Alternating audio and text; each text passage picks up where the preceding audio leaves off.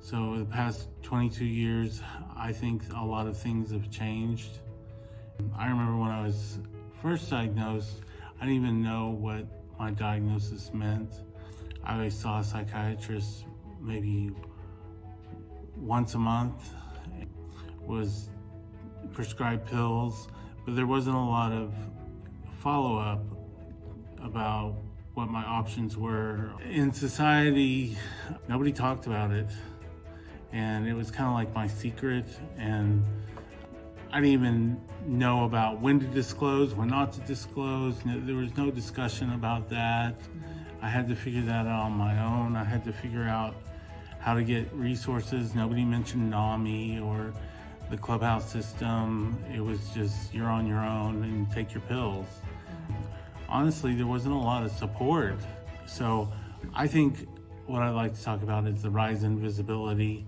It seems like the pandemic was a tipping point where, you had people who never thought about mental illness before having problems, seeking help. Just this week, there was a YouTube guy. He was on YouTube and he was being prompted and talking about his mental illness, and it was on my Google feed. If I had had that 20 years ago, things would have been a lot different, and I would have been a lot different, making different choices. So I think that I've decided to be full disclosure with everyone and just kind of live with the consequences. Because before I would should I say I'm mentally ill? When do it, meeting new people was hard because, the most popular question out there is, oh, well, say, hi, I'm Nathan. And they're like, oh, what do you do? And so I'm on disability, and people would be like, oh, okay, and then walk away. Not even want to get into what that's like. And some people are still like that today.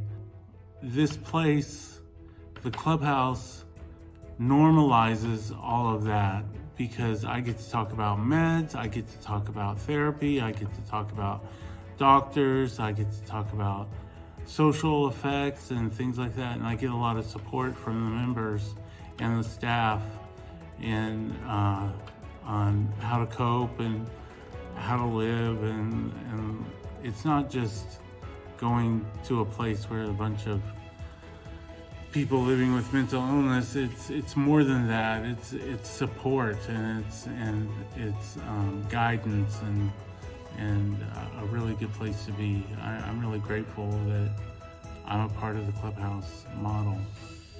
I usually dive in on fixing meals and sometimes cleaning them up, and that's part of my work order day.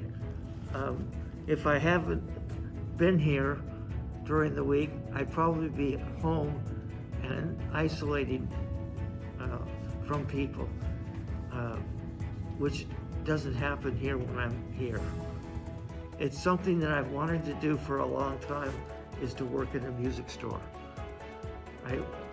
I worked helping out someone on a Saturday, my music teacher, when his grandmother was out here from Chicago, and he was helping her find an assisted living, and he paid me in private lessons, and that would be nice if I could make an arrangement with a music store to not get it paid, but to get paid in private lessons.